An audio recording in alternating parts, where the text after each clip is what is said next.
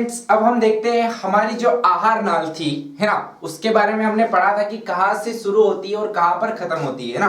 हमने देखा था कि हमारे मुख ही जो होता है, हमारी जो मुख गुहा होती है वहां से ये शुरू होती है और हमारा जो गुदा होता है वहां पर जाके इसका अंत हो जाता है। अब क्या होता है कि ये जो आहार नाल है ये चार परतों से मिलकर बनी होती है ना। अब उन सारी चीजों को देखेंगे कि कौन कौन सी चार परत होती है, कौन सी वाली कहां पर होती है, किसके अंदर क्या पाया जाता है और क्या कार्य करती है ना। तो अपन ने क्या करा कि अपनी आहार नाल ऐसी है, ये ऐसे है ना, ये मुख से ऐसे है, तो अपन को इसको ऐसे काटा है, ऐसे है ना। ऐसे काटने के बाद फिर मैंने ऐसे कर दिया इसको, कैसे ऐसे है, ऐसे काटा और फिर ये हो गई। मतलब अब ये जो भाग दिख रहा है ना ये ऐसे वाला है ना। यहां पर हमारा भोजन, ये ल्यूमेन जो होता है ना, इसके अंदर से हमारा भोजन नीचे की ओर जाता है ना, हमारे मुख गुहा से।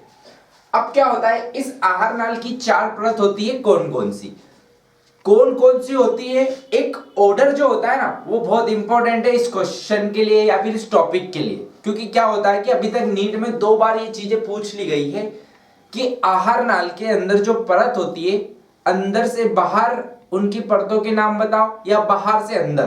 कंफ्यूजन एक ही जगह है, याद चारों की चारों सभी को रहती है, बट मेनली क्वेश्चन गलत कहां से हो जाता है, बाहर से अंदर या अंदर से बाहर। कोई क्वेश्चन को अच्छे से नहीं पढ़ता है और बस खाली एक ये ऑर्डर जो रहता है ना चारों का, वो देखा कि हाँ यार ए ऑप्शन में सभी चीजें दे रखी है, सही सही ऑर्डर में लगा दो, है ना। बट ये नहीं पूछ रहे कि वो अंदर से बाहर पूछ रहा है या बाहर से अंदर। ठीक है, अपन देखते हैं चार परत कौन कौन सी होती है। तो सबसे पहली वाली होती है सिरोसा, है ना। सबसे बाहर वाली ये जो ब्लैक ब्लैक कलर की दिख रही है ना, इसको बोलते हैं सिरोसा। सिरोसा के ठीक अंदर मॉस्क्यूलेरिस होती है ना। मॉस्क्यूलेरिस मतलब जो खाली पेशियों से मिलकर बनी हो। बट इस मॉस्क्यूलेरिस के अंदर दो चीजें आ जाती है, मतलब दो तरीके की मसल्स आ जाती है। एक वो जो बाहरी अनुदैर्ध्य पेशियां है ना, ये देखो बाहरी अनुदैर्ध्य पेशियां है ना, लॉन्गिट्यूडनल वाली है ना, इनको बोला जाता है आउटर लॉन्गिट्यूडनल मसल्स, है ना, बाहरी अनुदैर्ध्य पेशियां। और उसके बाद दूसरी वाली होती है इनर सर्कुलर। ये देखो, ये जैसे सर्कल सर्कल बने हुए हैं ना ब्लू कलर के गोल गोल, तो ये वाली इनर सर्कुलर है ना। इन दोनों को मिलाकर बनती है हमारी मॉस्क्यूलेरिस, है ना। ये मसल्स की होती है, पेशिया की बनी होती है, इसके लिए इसको बोला जाता है मॉस्क्यूलेरिस, है ना। अब उसके बाद क्या आता है, इससे अंदर आए तो ये रेड रेड वाला जोन आ गया, पूरा रेड कलर की, इसी को बोला जाता है सब म्यूकोसा। क्या बोलते हैं? सब म्यूकोसा, है ना। सब म्यूकोसा बोला, जैसे वहां पर देखा था आपने प्री मोलर, है ना, प्री मोलर मतलब प्री मोलर के बाद क्या आएगा, मोलर। तो यहाँ पे भी ऐसा है कि सब म्यूकोसा के बाद क्या जाएगा, म्यूकोसा, है ना। तो चारों लेयर के नाम देखते हैं, पहली सिरोसा, मॉस्क्यूलेरिस, सब म्यूकोसा और म्यूकोसा, है ना। एक और बार देखते हैं दो मसल्स को और इंक्लूड करके, है ना। कौन कौन सी? अब देखते हैं सिरोसा, फिर सबसे बाहर कौन सी वाली है भाई, लॉन्गिट्यूडनल या बाहरी अनुदैर्ध्य मसल, उसके बाद पेशिया या फिर क्या आएगा, आंतरिक वर्तीय पेशिया, है ना, सर्कुलर, सब म्यूकोसा और म्यूकोसा, है ना। क्योंकि क्या होगा, एग्जामिनर इन दोनों चीजों को भी क्वेश्चन के अंदर डालेगा, है ना, ताकि क्वेश्चन की थोड़ी जो क्वालिटी हो ना वो बढ़ जाए, है ना। उसमें क्या करेगा, एक जगह आउटर लॉन्गिट्यूडनल को सिरोसा के पास दे देगा या फिर किसको दे देगा, इनर सर्कुलर को, कंफ्यूज यहां से करेगा। और एक जगह कहां पे करेगा, आपको बाहर से अंदर या अंदर से बाहर। तो क्वेश्चन को अच्छे से पढ़ना है और देखना है कि किस चीज के बारे में पूछ रहा है ना। आगे बढ़े, अब अपन एक एक मसल्स के बारे में देखते हैं कि क्या, एक एक परत के बारे में देखते हैं कि वो क्या बोल रही है, कहां होती है ना। अब सिरोसा तो देख के ही पता चलता है कि यह आहार नाल की भित्ति का सबसे बाहरी है ना। अगर ये सबसे बाहर है तो कहीं ना कहीं इसका कार्य तो हमारी सुरक्षा का ही होगा ना। तो ये सुरक्षात्मक आवरण होता है ना। ये इसको क्या करती है, प्रोटेक्ट करके रखती है, बचा के रखती है कि किसी चीज की वजह से क्या हो, इसके अंदर कोई हानि ना पहुंचे, इसके अंदर कोई डैमेज ना हो, है ना। इसी के लिए तथा इसका जो निर्माण होता है ना वो कौन करता है, मीजोथीलियम से होता है। कहां से होता है, मीजोथीलियम, है ना, मीजोथीलियम।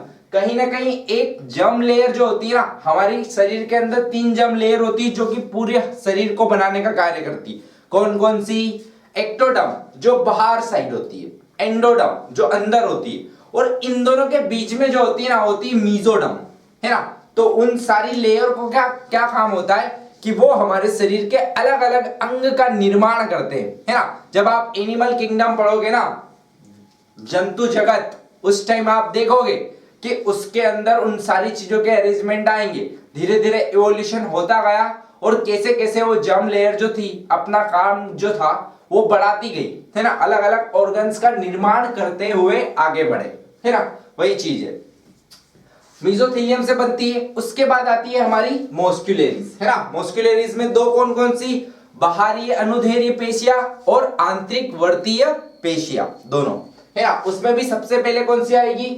आउटर लॉन्गिट्यूडनल या फिर बाहरी अनुदैर्ध्य, और उसके बाद अंदर। देखो आप डायग्राम से याद करने की कोशिश करो, उससे जल्दी याद हो जाएगा। देखो अपन यहां से स्टार्ट करें, सिरोसा, फिर क्या है? बाहरी अनुदैर्ध्य पेशियां, उसके बाद फिर अंदर है आंतरिक वर्तीय पेशियां, फिर आए सबम्यूकोसा, फिर आए म्यूकोसा, और फिर अंदर क्या है? ल्यूमेन, है ना। ऐसे अब उसके बाद क्या होता है? आपकी जो सबम्यूकोसा होती है ना, यह एक ढीली संयोजित उत्तक से निर्मित होती है ना।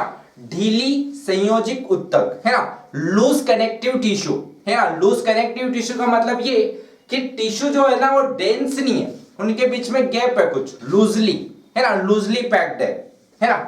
उसी को बोला जाता है एक ढीले संयोजित उत्तक से निर्मित होती है। क्वेश्चन पूछा जाता है कि म्यूकोसा का निर्माण कौन करता है, कहां से होता है, किस प्रकार के उत्तक से होता है? तो आंसर जाना चाहिए ढीले संयोजित उत्तक से, है ना। और यही क्वेश्चन जाता है कि इस म्यूकोसा का निर्माण कहां से होता है? तो म्यूकोसा का खाली निर्माण संयोजित उत्तक से होता है ना, संयोजित उत्तक। तो आप ऐसा मत समझना कि ये ढीले उत्तक से होता है तो ये कठोर उत्तक से होता होगा, है ना। ऐसा नहीं होता है, ये कहां से होता है? संयोजित उत्तक का स्तर होता है, ठीक है। अब देखते हैं कि जिसमें, है ना, अब यार ये जो रेड रेड कलर बनाया ना मैंने, खाली अच्छा दिखने के लिए नहीं बनाया है। इसका बनाने का रीजन ये है क्योंकि इसके अंदर बहुत सारी रक्त वाहिनियां जा रही है ना, जो रक्त को लेके आती है। अरे भाई, जो रक्त आया है जब आप भोजन ग्रहण करोगे, अभी ये चीज मैं थोड़ी देर में और क्लियर करता हूं, है, इतना याद रख लो। रक्त वाहिनियां होती है, लसिका वाहिनियां होती है। अब ये लसिका वर्ड आया है, इससे पहले हमने देखा था क्या कि जो सारे के सारे ग्लोबुलिन प्रोटीन होते हैं ना, है ना, उन सबका संश्लेषण कहां पर होता है? यकृत में, सिर्फ एक को छोड़ के, गामा ग्लोबुलिन। और उस गामा ग्लोबुलिन का जो संश्लेषण होता है वो कहां पर होता है? लसिका में, है ना, लसिका वाहिनियां। तथा यहां पर तंत्रिकाएं पाई जाती है ना। अरे तंत्रिकाएं पाई जाएगी ना किसी मैसेज को भेजने के लिए कि उसके अंदर मूवमेंट्स करो, वही चीज। अब क्या होता है? आहार नाल की जो भित्ति में उपस्थित पाचक ग्रंथियां, हमने देखा था कि ब्रूनर ग्रंथि, है ना, ब्रूनर ग्रंथि, और क्या बोला था? क्रिप्ट्स ऑफ लिबरकैंड, है ना। ये दो चीजें देखी थी। ये कहां पाई जा रही थी? हमारी सब म्यूकोसा में। अब ये सब म्यूकोसा तो थी, बट किसकी सब म्यूकोसा? ड्यूडेनम की, है ना। अरे ड्यूडेनम आता है समझ में, ग्रहणी वाला भाग, छोटी आंत का जो ग्रहणी वाला भाग था, वहां पर देखा था हमने कि उसकी सतह पर ग्रंथियां पाई जाती, जिसे बोलते हैं हम ब्रूनर ग्रंथियां, जो किसका स्त्रावण कर रही थी? म्यूकस का और सक्कस एंटेरिकस का। देखा था ना। अरे आंतरिक यूस बोला था हमने, आंतरिक रस बोला था, हाँ वही चीज है, ठीक है। क्या बोला? आहार नाल की भित्ति में उपस्थित जो पाचक ग्रंथियां पाई जाती है, वो पाचक ग्रंथियां खाली सब म्यूकोसा तक ही फैली होती है ना। बस खाली इसी लेयर में रहेगी, ना ही वो बाहर साइड इसमें आंतरिक वर्तीय पेशिया में जाएगी, ना ही वो आगे म्यूकोसा में जाएगी, है ना। आ गया समझ में? अब अपन आगे आते हैं। अब देखते हैं हम लास्ट वाली हमारी म्यूकोसा। म्यूकोसा जो होती है वो आहार नाल की भित्ति का सबसे अंदर वाला, है ना, सबसे आंतरिक स्तर होता है ना, सबसे अंदर है ना। अंदर से बाहर पूछे तो क्या आएगा? पहले म्यूकोसा, सब म्यूकोसा, फिर आएगा इनर सर्कुलर, है ना, आंतरिक वर्तीय पेशिया, फिर बाहरी वर्तीय पेशिया, बाहरी अनुदैर्ध्य पेशिया, और फिर लास्ट वाला आएगा आपका सिरोसा, है ना।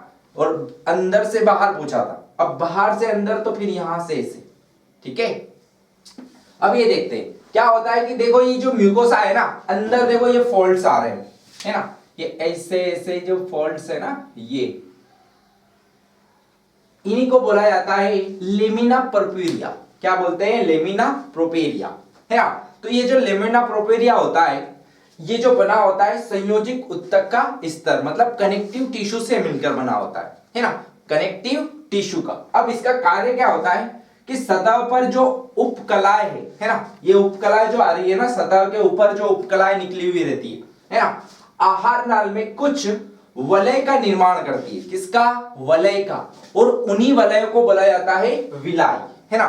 बट इनको विलाई कहां पर बोलते हैं? जब ये हमारी आंत में हो।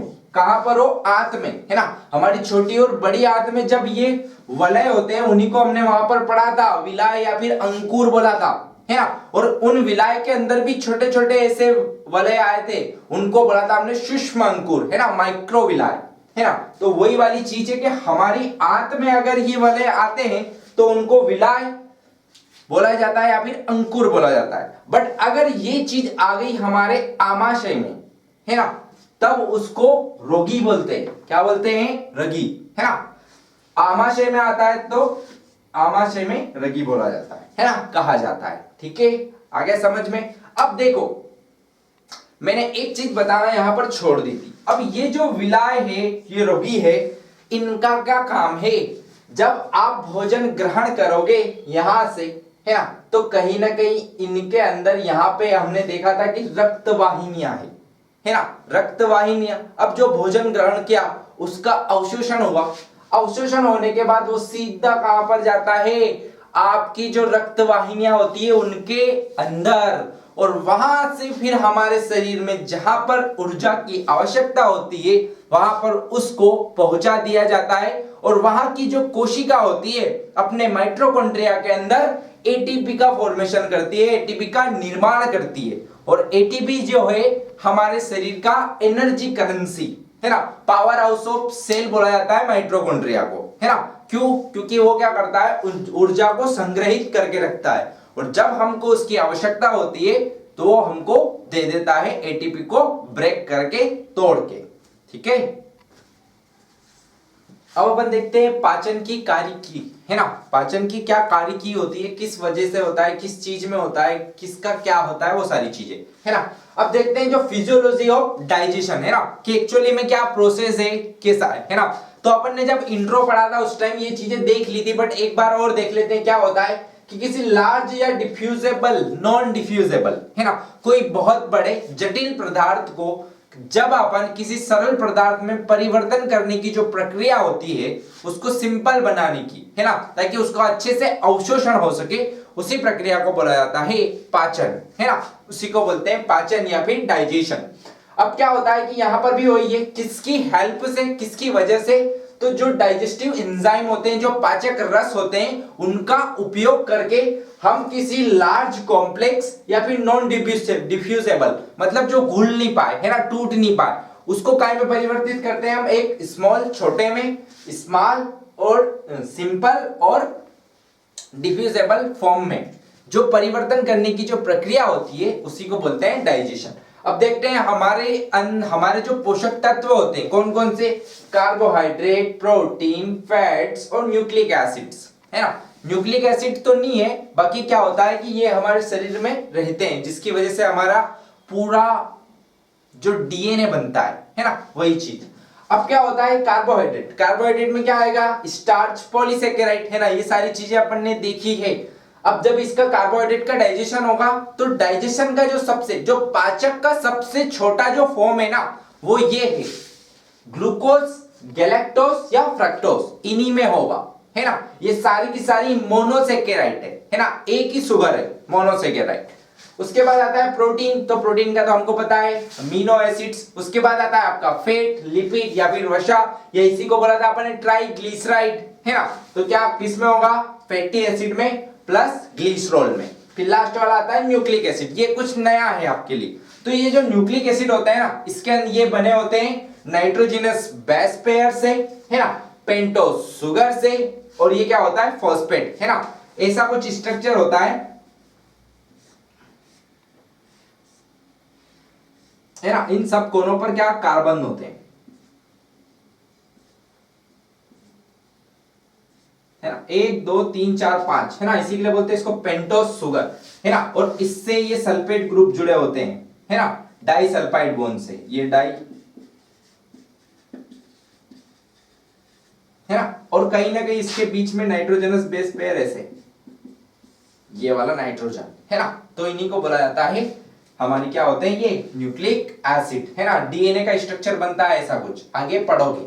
अब हम देखते हैं हमारा जो कार्बोहाइड्रेट है उसका पाचन, है ना। उसका पाचन देखेंगे कहां कहां पर होता है। तो मेनली अगर देखा जाए तो कार्बोहाइड्रेट का पाचन हमारे पूरे शरीर में 2 जगह पर, एक हमारे मुख के अंदर, और जो बचा हुआ है वो कहां पर होता है, हमारे ग्रहणी वाले भाग में, है ना। हमारे आमाशय के अंदर कार्बोहाइड्रेट का पाचन नहीं होता है ना। याद रखना, ऐसे भी क्वेश्चन पूछे जाते हैं कि किस जगह पर किसका पाचन होता है। ये सारे आपकी जो एनसीईआरटी में बस खाली वर्ड्स में बस ये छोटी छोटी चीजें दे रखी है, बट अपन पूरा ब्रीफली देख रहे हैं और एक ही जगह पर देख रहे हैं। ये क्या है, कुछ जब मुख था वहां पर बताया हुआ है, तो अपन ने क्या करा, सारी चीजों को एक ही जगह रख दी है ना। सबसे पहले देखते हैं मुख गुहा में, है ना। मुख गुहा में कार्बोहाइड्रेट का पाचन कैसे, जो कार्बोहाइड्रेट है वो सलाइवरी अमाइलेज, है ना, सलाइवरी अमाइलेज एंजाइम है ना, डाइजेस्टिव एंजाइम है, पाचक रस है, कौन सा वाला, सलाइवरी अमाइलेज, जो कि हमारी लार ग्रंथियों से स्त्रावित होता है ना। अब ये जो सलाइवरी अमाइलेज है इसकी पीएच कितनी है, 6.8। इंपॉर्टेंट है, सारी की सारी पीएच आपको याद होना चाहिए हर एक एंजाइम की, जो एनसीईआरटी में दिया है और जिसका हमने यहां पर यूज किया है ना। तो सलाइवरी अमाइलेज की पीएच कितनी है, 6.8, स्लाइटली बेसिक होता है ना। तो काय में ब्रेक कर देता है ये, माल्टोज में, आइसोमाल्टोज में और डेक्सट्रोज में। याद रखो ये सारी की सारी डाइसेकेराइड है, मतलब अगर ये कार्बोहाइड्रेट क्या रहा होगा आपका, पॉलीसेकेराइड, है ना, या फिर स्टार्च, स्टार्च और ये सारी चीजें जो आपका स्टार्च हो गया, ग्लाइकोजन हो गया, सेल्यूलोज हो गया, ये सारे सारे पॉलीसेकेराइड है ना। बहुत सारी 10 से ज्यादा सेकेराइड यूनिट से मिलकर बने हुए होते हैं, इसी के लिए इनको बोलते हैं अपन पॉलीसेकेराइड। कार्बोहाइड्रेट में पॉलीसेकेराइड को हमने ब्रेक डाउन किया, उनको तोड़ा, तो क्या बन गया, क्या मिल गया हमको, डाइसेकेराइड। अब ये जो डाइसेकेराइड है ना, आगे जाएंगे, हमारी मुख गुहा में इतना पाचन हो गया, है ना, मतलब इनको हमने छोटे छोटे पीसेस में तोड़ लिया। अब ये वाले कहां पहुंच गए, हमारे ग्रहणी वाले भाग में, कहां पे, ड्यूडेनम में, ग्रहणी वाले भाग में। अब ग्रहणी वाले भाग में आए तो वहां पे इनको एक चीज मिलती है कि वहां पर जो ये बचा कुचा कार्बोहाइड्रेट है, जो कार्बोहाइड्रेट जिसका पाचन यहां नहीं हुआ हो वो वहां पर, अब देखो अगर बोला जाए तो यहां पर कितना 30% कार्बोहाइड्रेट का क्या होता है, पाचन, और यहां पे कितना होता है, बचा कितना है, 70%, है ना। तो यहां पर 30% और यहां पर 70%। जो ग्रहणी वाले भाग में जो कार्बोहाइड्रेट था जिसका यहां पर पाचन नहीं हुआ हमारे मुख के अंदर, उसको क्या करता है हमारा पेनक्रियाटिक अमाइलेज, यहां पर सलाइवरी अमाइलेज था, यहां पे कौन सा वाला, पेनक्रियाटिक अमाइलेज। पीएच कितनी होती है, 7.62 8.4, है ना, 7.62 8.4 पीएच पे उसको वापिस से डाइसेकेराइड यूनिट में ब्रेक कर देता है, तोड़ देता है ना। डाइसेकेराइड यूनिट क्या हो जाएगी, माल्टोज, आइसोमाल्टोज, डेक्सट्रोज, लेक्टोज, सुक्रोज, ये सारे आपके क्या है, डाइसेकेराइड, है ना। अब क्या होता है इस ड्यूडेनम या फिर इस ग्रहणी वाले भाग में जो डाइसेकेराइड होती है उसको काय में कन्वर्ट कर लिया जाता है, मोनोसेकेराइड में, काय में, मोनोसेकेराइड में। अब ये मोनोसेकेराइड में परिवर्तित हो गए, है ना। क्या लगता है, एंजाइम डाइसैकेराइडेज, है ना। याद रखो कि किसी के लास्ट में ASE, ये 3 वर्ड आ रहे हो, कौन कौन से, ASE, तो वो एंजाइम है ना, इसी के लिए बोला डाइसैकेराइडेज। अब हम देखते हैं प्रोटीन का पाचन, है ना। प्रोटीन का पाचन, अब सबसे पहले हमने देखा था कि प्रोटीन किससे बना होता है, तो प्रोटीन की सबसे छोटी जो इकाई थी वो थी हमारे अमीनो एसिड्स, है ना। हमने पढ़ा था कि 20 टाइप के अमीनो एसिड्स होते हैं जिनसे मिलकर प्रोटीन बना होता है ना। और इन्हीं प्रोटीन से, इन्हीं अमीनो एसिड से क्या बनते हैं हमारे एंजाइम, है ना।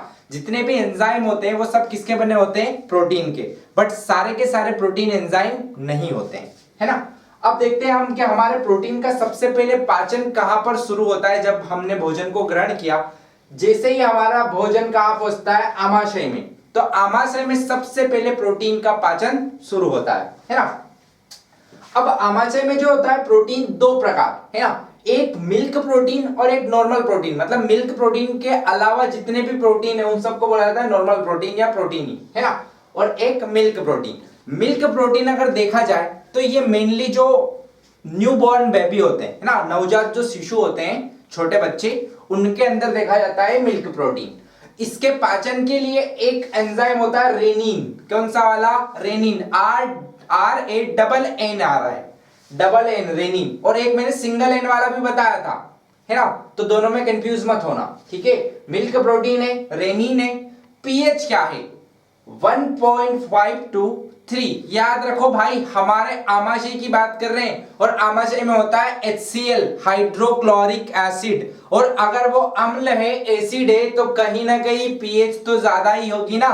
इतनी ज्यादा पीएच पर ही हमारे मिल्क प्रोटीन का पाचन होता है। जब क्या होता है, ये रेनिन जो होता है इस मिल्क प्रोटीन को काय में परिवर्तित कर देता है? पेरा केसिन में। पेरा केसिन को बोला जाता है कर्ड, दही, है ना, कर्ड या दही, उसमें परिवर्तित कर देता है। उसके बाद एक एंजाइम होता है पेप्सिन, है ना। ये सारी चीजें मैं पढ़ा चुका हूं कि पेप्सिन कहां से स्त्रावित होता है, रेनिन कहां से स्त्रावित होता है ना। ये सारी चीजें हम क्लियर कर चुके हैं। हमने देखा था कि हमारे आमाशय के अंदर 4 प्रकार की कोशिकाएं थी, गॉबलेट, ऑक्जेंटिक या पेरिएटल, चीप सेल, जाइमोजल सेल या फिर अर्जेंटा फाइन सेल, है ना, या जी सेल। उन सब सेलों में देखा था अपन ने कि गॉबलेट सेल म्यूकस को स्त्रावित कर रही थी, ऑक्जेंटिक सेल किसको कर रही थी? HCl को, और CIF, है ना, क्रिस्टल इंटेस्टाइनल फैक्टर, जो कि विटामिन B12 के अवशोषण के लिए उत्तरदायी था, है ना। उसके बाद हमने देखा था कि हमारी जो चीप सेल थी या जाइमोजन सेल या फिर उसको ही बोलते हैं पेप्टिक सेल भी बोला था, वही 2 प्रकार के एंजाइम स्त्रावित कर रही थी। कौन कौन से? एक था पेप्सिन और एक था पेप्सिनोजन और एक प्रोरेनिन, है ना। पेप्सिनोजन और प्रोरेनिन को जो ऑक्जेंटिक से जो HCl स्त्रावित हुआ था वो इन दोनों को काय में परिवर्तित कर रहा था? रेनिन में और पेप्सिन में। वही रेनिन किसका पाचन कर रहा है? मिल्क प्रोटीन का। और वही पेप्सिन किसका पाचन कर रहा है? इस पेराकेसिन या फिर प्रोटीन का काय में? लार्ज पेप्टाइड, पेप्टोन्स या प्रोटीएस, तीनों प्रोटीन के। जैसे आपने देखा था कि कार्बोहाइड्रेट पॉलीसेकेराइड काय में टूट रहा था? डाइसेकेराइड में। तो यहां पर प्रोटीन जो है हमारा वो काय में टूट रहा है? लार्ज पेप्टाइड, है ना। अब ये लार्ज पेप्टाइड क्या है? जो प्रोटीन होते हैं ना, प्रोटीन के बीच का जो बॉन्ड होता है ना, इसी को बोला जाता है पेप्टाइड। क्या बोलते हैं इसको? पेप्टाइड बॉन्ड, है ना। इसी के लिए बोला उसको लार्ज पेप्टाइड्स, है ना, या फिर पेप्टोन्स या फिर प्रोटीएस, है ना। ये सारी चीजें छोटी यूनिट है किसकी? प्रोटीन की। आया समझ में? अब आते हैं अपन हमारा जो नॉर्मल प्रोटीन है ना, मिल्क प्रोटीन के अलावा, जो अदर देन मिल्क प्रोटीन या केसिन से अलावा है, उसी को बोला जाता है नॉर्मल प्रोटीन। इसका पाचन जो होता है वो कौन करता है? पेप्सिन। पेप्सिन कहां से स्त्रावित हुआ था? ऑक्जेंटिक सेल या फिर चीप सेल? भाई चीप सेल से, है ना। ऑक्जेंटिक सेल से क्या हुआ था? HCl या फिर CIF। सभी चीजों को मैंने बहुत बार पढ़ाया है तो भूला मत करो। फिर क्या होता है? ये जो नॉर्मल प्रोटीन है ये काय में? लार्ज पेप्टाइड, पेप्टोन्स और प्रोटीएस में इसको क्या कर दिया जाता है? तोड़ दिया जाता है, इसका पाचन कर लिया जाता है ना। अब देखते हैं, अब हमारा प्रोटीन जो था वो कहां पर आ गया? ग्रहणी वाले भाग में, है ना। ग्रहणी वाले भाग में 2 प्रकार। अब एक होता है एक्टिव और एक होता है इनएक्टिव और दूसरा वाला होता है एक्टिव। अब क्या होता है? हमारे ग्रहणी वाले भाग में बहुत सारे जो एंजाइम होते हैं ना वो इनएक्टिव फॉर्म में पड़े होते हैं, तो उनको सबसे पहले क्या करना है? एक्टिव करना है ना। कैसे? ट्रिप्सिनोजन, काइमोट्रिप्सिनोजन और प्रोकार्बोक्सी पेप्टाइडेस, है ना। 3 एंजाइम है ये। कौन कौन से? ट्रिप्सिनोजन, काइमोट्रिप्सिनोजन कहां पर होते हैं? ग्रहणी वाले भाग में, ड्यूडेनम में। और प्रोकार्बोक्सी पेप्टाइडेस। ये जो ट्रिप्सिनोजन होता है ना, ये एंटेरोकाइनेस, याद करो एंटेरोकाइनेस कहां से स्त्रावित हुआ था? जब हमने ब्रूनर ग्रंथियां पढ़ी थी। ब्रूनर ग्रंथियां जो थी इस एंटेरोकाइनेस को क्या कर रही थी? स्त्रावित कर रही थी। इस एंटेरोकाइनेस का यूज करके, इसकी मदद से हम इस ट्रिप्सिनोजन को काय में कन्वर्ट कर लेते हैं? ट्रिप्सिन में। काय में परिवर्तित कर लेते हैं ट्रिप्सिन के अंदर, है ना। अब ये जो ट्रिप्सिन होता है ना, इन दोनों बाकी एंजाइम को एक्टिव कर देता है। ये ट्रिप्सिन काइमोट्रिप्सिनोजन को काय में? काइमोट्रिप्सिन में। और ये प्रोकार्बोक्सी पेप्टाइडेस को काय में? कार्बोक्सी पेप्टाइडेस में, है ना। अब इन सारे एंजाइम जो ये एक्टिव हो गए हैं, जो इनएक्टिविटी से एक्टिव हुए हैं, जिन्होंने किए हैं, इन एक्टिव एंजाइम्स का अपन उपयोग करके, यूज करके, ये जो अपने लार्ज पेप्टाइड, पेप्टोन्स या प्रोटीएस थे, उनका पाचन करेंगे, है ना। देखो ट्रिप्सिन, काइमोट्रिप्सिन और कार्बोक्सीपेप्टाइडेज, ये देखो ट्रिप्सिन, काइमोट्रिप्सिन और कार्बोक्सीपेप्टाइडेज, इन तीनों एंजाइम्स का यूज किया हमने और क्या बना दिया, डाइपेप्टाइड्स, है ना। पॉलीपेप्टाइड से क्या हो गया, डाइपेप्टाइड्स। जैसे वहां पे पॉलीसेकेराइड था, तो यहां पे प्रोटीन में भी क्या होता है, पॉलीपेप्टाइड्स, है ना। जब पॉलीपेप्टाइड्स टूटते हैं तो क्या बनते हैं, डाइपेप्टाइड्स, है ना। अब आता है हमारा डाइपेप्टाइड्स। तो ये जो डाइपेप्टाइड्स होते हैं ना, ये देखो डाइपेप्टाइड को डाइपेप्टाइडेज, है ना, डैश ASE एंजाइम लगा है, डेस की प्रेजेंस में, या फिर इन्हीं को बोला जाता है इरिप्सिन। क्या बोलते हैं, इरिप्सिन, इरिप्सिन, है ना। कितनी पीएच, 6.8 से 7.6, है ना। किस में कन्वर्ट करेंगे, अमीनो एसिड्स में। मिल गया हमको अमीनो एसिड, सबसे छोटी इकाई, इसका क्या कर लिया जाएगा, अवशोषण, है ना। यहां पर पीएच कितनी होगी, 7.6 से 8.4, है ना। इतना आया समझ में, है ना। अब अपन देखते हैं कि इसमें कोई चीज छूटी तो नहीं, हाँ, प्रोकार्बोक्सी पेप्टाइडेस। अब एक चीज और आती है कि ये जो अमीनो एसिड्स है ना, ये सबसे छोटी इकाई हो गई हमारे प्रोटीन की, तो इनको क्या कर लिया जाता है, इजीली अवशोषण कर लिया जाता है इनका, ठीक है। अब हम देखते हैं फैट का डाइजेशन या फिर वसा का पाचन, है ना। अब हमने एक चीज देखी थी कि वसा का जो डाइजेशन था वो खाली और खाली एक ही जगह पर हो रहा था, किस जगह पर, ग्रहणी में, है ना, ड्यूडेनम में। इसके अलावा कहीं पर भी नहीं हुआ था, हाँ, ना ही हमारे मुख में और ना ही हमारे आमाशय में, है ना। कहां पर होगा, ग्रहणी में या फिर ड्यूडेनम में।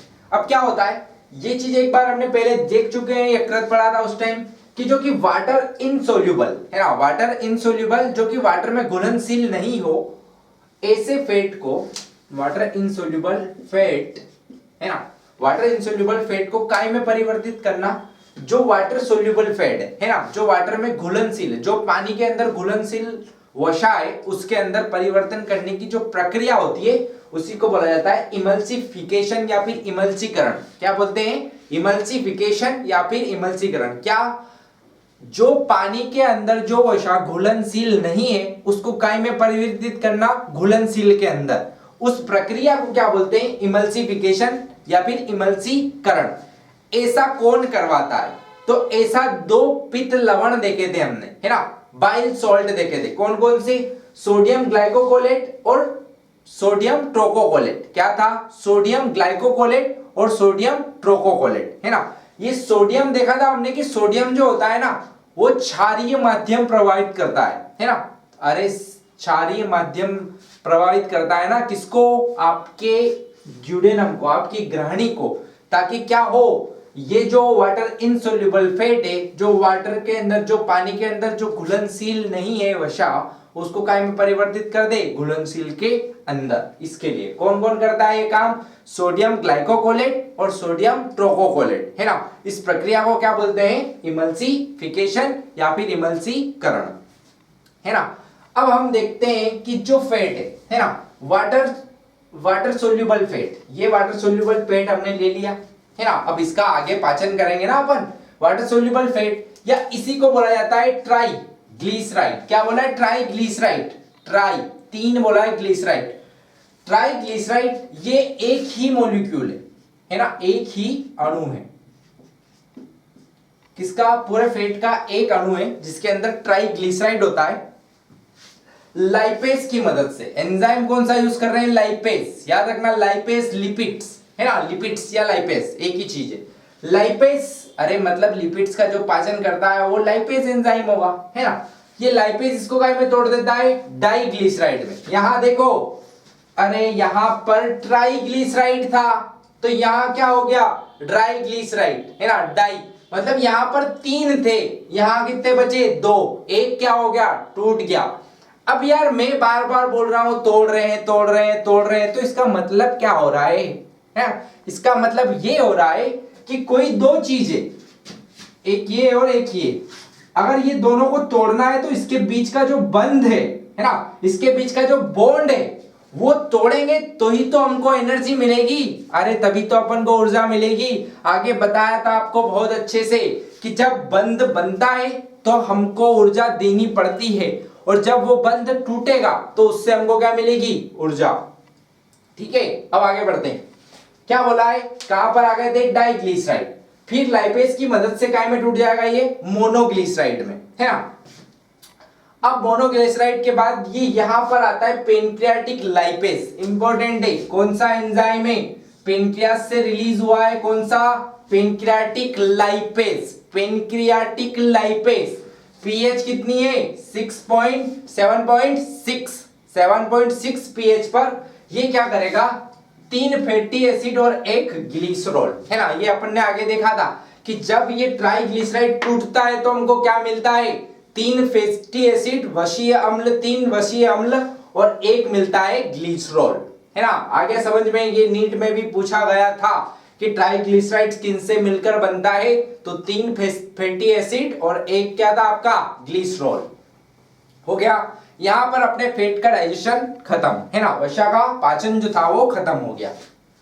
अब आती बात हमारे न्यूक्लिक एसिड्स की, है ना। न्यूक्लिक एसिड आपके लिए नया है ना, मैंने पहले नहीं बताया इसको।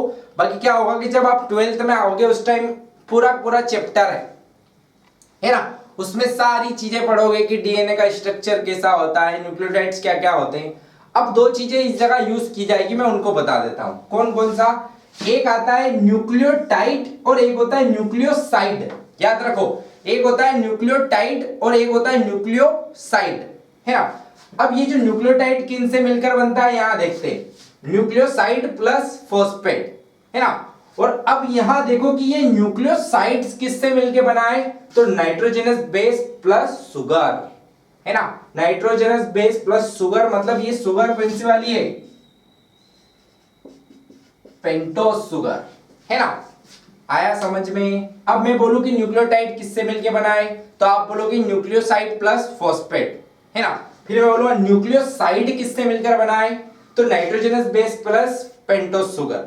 अगर देखा जाए तो बस एक ही सल्फेट ही नहीं है किसके अंदर, अरे इस, याद रखो, जहां साई है, साइडेज है, वहां पर सल्फर नहीं है ना, साइडेज में सल्फर नहीं है।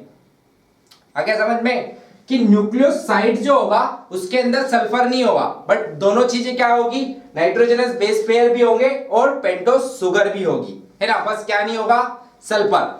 और जो न्यूक्लियोटाइड होगा उसके अंदर तीनों चीजें होगी, क्या क्या, nitrogenous base, sugar, pentose sugar plus, sorry phosphate, एक चीज गलती हो गई, फॉस्फेट ना, फॉस्फेट नहीं होगा, ये एस जो है ना इसको फॉस्फेट, है ना, फॉस्फेट से रिलेटेड करना, ठीक है, सॉरी। अब यहां पे क्या था, वो फॉस्फेट है, ठीक है। अब देखते हैं, अब हमारे न्यूक्लिक एसिड जो होते हैं ना वो किससे मिलके बने हुए होते हैं, न्यूक्लियोटाइड से। अब एक न्यूक्लियोटाइड से तो आपका न्यूक्लिक एसिड बनेगा नहीं, बहुत सारे चाहिए, 10 से ज्यादा, तो इसी को बोलते हैं पॉलीन्यूक्लियोटाइड। जैसे वहां पे बोला पॉलीपेप्टाइड, वहां पे कार्बोहाइड्रेट में बोला पॉलीसैकेराइड, प्रोटीन में बोला पॉलीपेप्टाइड, न्यूक्लिक एसिड में क्या बोले, पॉलीन्यूक्लियोटाइड, है ना। पॉलीन्यूक्लियोटाइड, जब बहुत सारे न्यूक्लियोटाइड आपस में जुड़ जाते हैं तब जाके फॉर्मेशन होता है इस न्यूक्लिक एसिड का। ये न्यूक्लिक एसिड क्या है भाई, तो ये आपका डीएनए और आरएनए, डीऑक्सी राइबोन्यूक्लिक एसिड और राइबोन्यूक्लिक एसिड, है ना। अब जब इस पॉलीपेप्टाइड या फिर इस न्यूक्लिक एसिड का पाचन करते हैं, डाइजेशन करते हैं, किसकी हेल्प से, न्यूक्लियस, क्योंकि न्यूक्लिक एसिड है, कौन करेगा, न्यूक्लियस, काई में करेगा।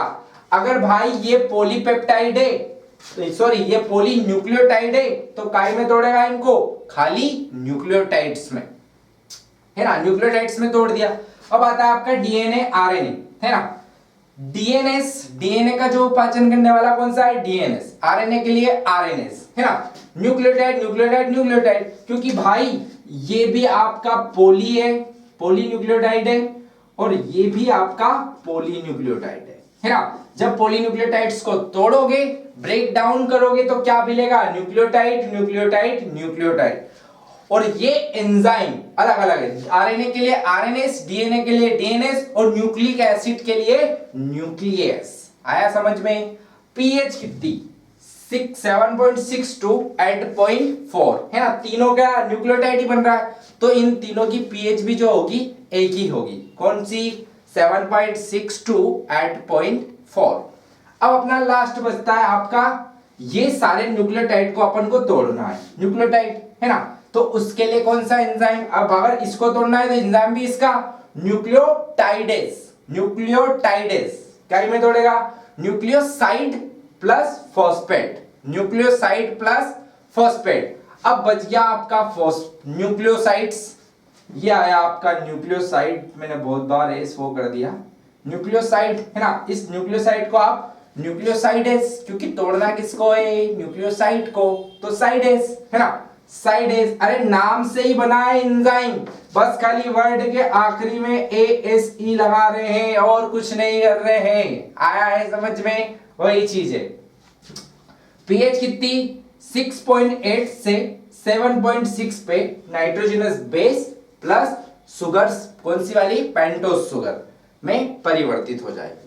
ठीक है, आ गया समझ में? अगर नहीं समझ में आया हो तो वीडियो के नीचे कमेंट करके बताएं कि सर ये वाला टॉपिक क्लियर नहीं हुआ है। ठीक है, थैंक यू।